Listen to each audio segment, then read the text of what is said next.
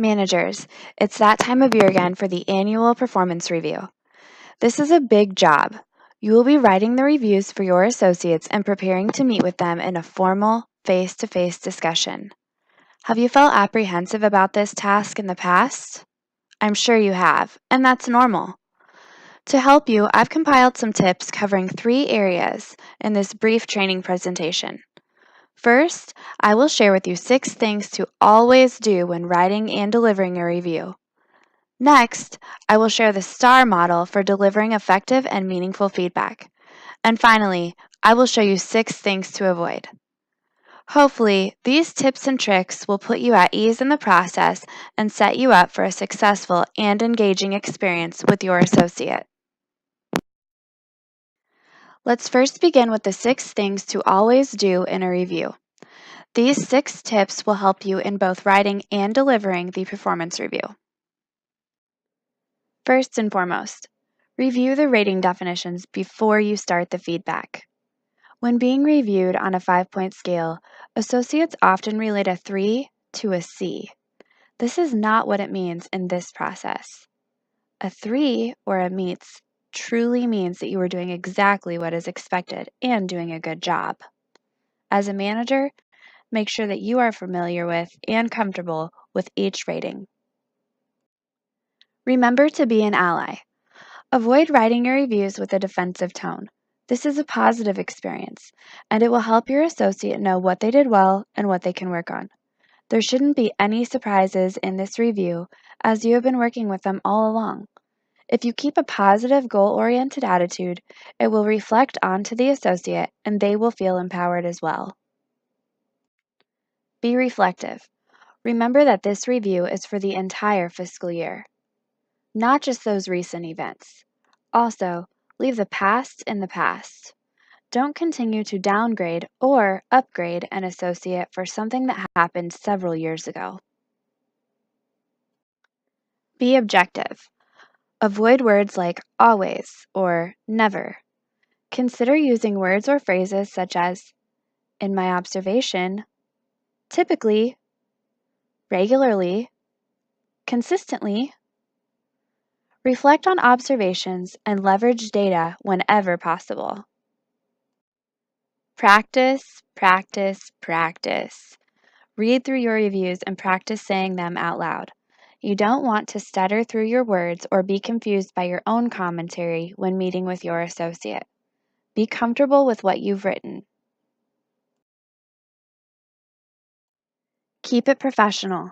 Remember that this is a personal, professional meeting with your associate, and the review is a formal document. Double-check spelling and grammar. You may take a day to consider what you have written before finalizing it. Your professionalism sets the tone, level of accountability, and expectations. As you are preparing your feedback, you may consider using the STAR approach to provide specific, meaningful feedback. If you're not familiar with the STAR, here's what it means. The S and the T stand for situation and task. In this area, you would describe the circumstance and the task or goal. The A stands for action. What did the associate do? The R stands for result. What was the result of the action and its impact? STARs can also provide associates with an alternative action and result. We call that the STAR R. When giving feedback for improvement, go through each one of the steps in STAR and then provide an alternative action they could have taken, which would have led to a more favorable result. In the next slide, I will go over an example so that you can see the benefits of STAR. Jenny, this year you were given the role of project leader on the system implementation.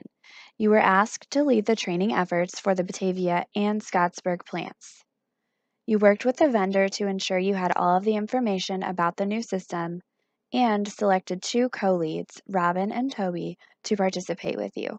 Collectively, the 3 of you created a presentation to share what was changing, and you rolled out a 4-week system training implementation schedule.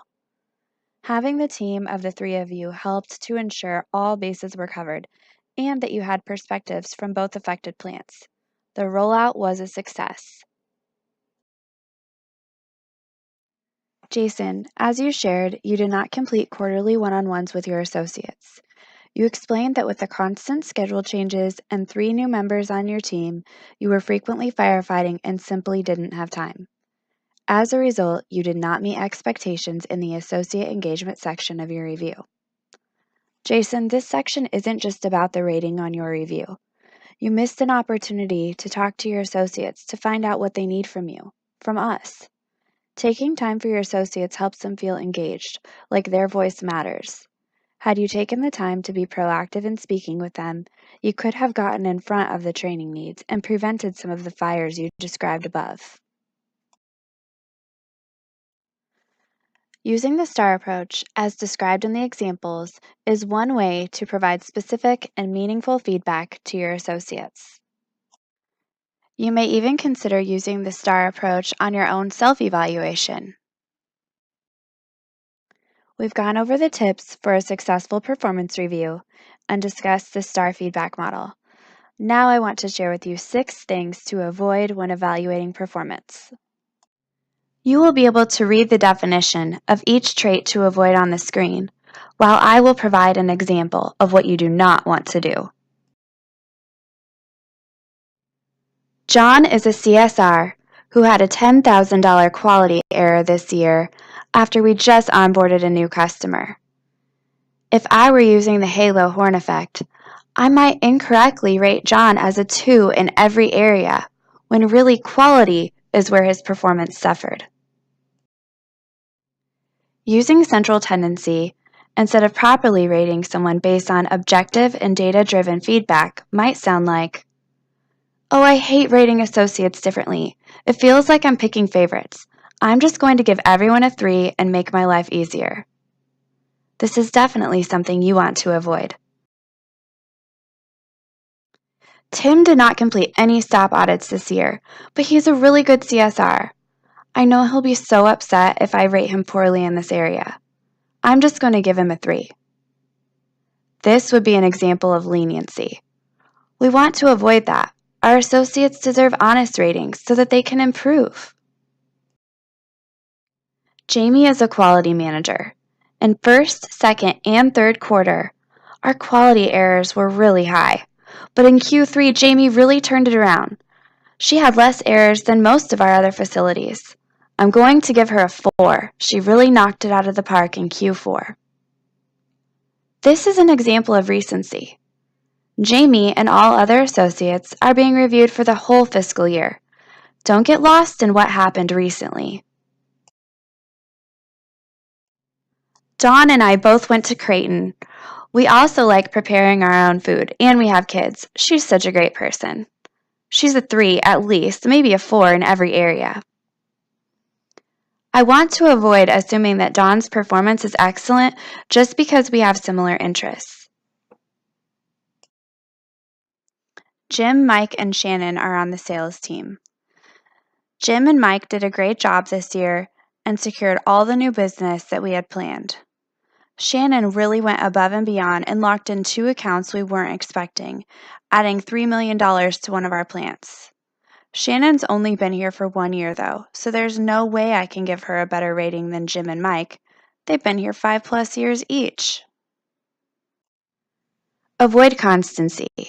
Associates should be assessed based on what they actually did, not their rank order with the company. I hope that going through each of these examples of what to avoid when evaluating performance has been helpful to you.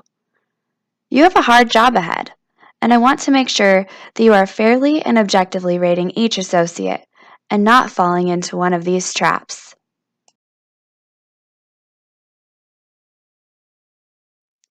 All right, managers, that was quick and easy. We talked about the 6 things to always do when writing and delivering a review. I shared with you the STAR model for delivering effective and meaningful feedback, and finally, gave you 6 items to avoid. Best of luck writing your performance reviews, and remember to take advantage of this opportunity as a great moment to engage with your associate.